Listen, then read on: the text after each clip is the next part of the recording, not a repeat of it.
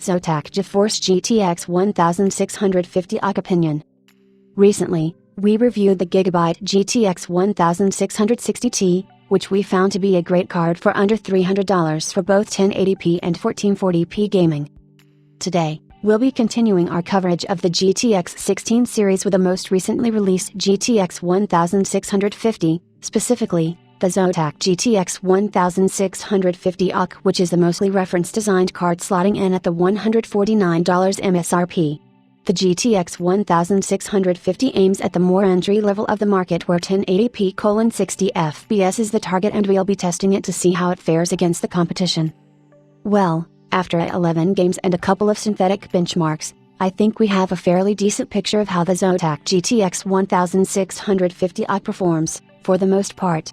That said, many of you are probably interested in seeing a summary of the performance delta between the GTX 1650 and the RX 574GB, so here it is. Update: correct some errors in the chart above. Looking at the chart, we can see that the GTX 1650 failed to win in any of the 11 games we tested in this report, and overall delivers performance that is 26% worse than its competitor at 1080p. That's a fairly wide gap for two cards that are meant to compete with each other, and it's even worse when you consider that the GTX 1650 is actually more expensive.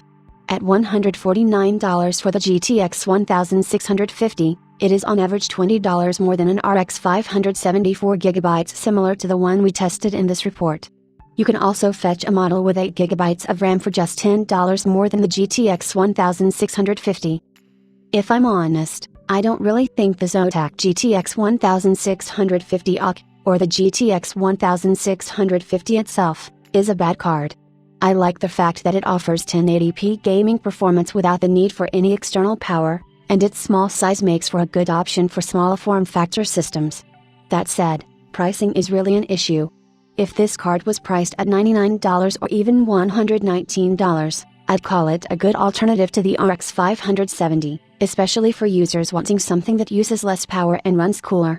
But, at $149 and up for more premium models, I can't really recommend the GTX 1650 for anyone at all.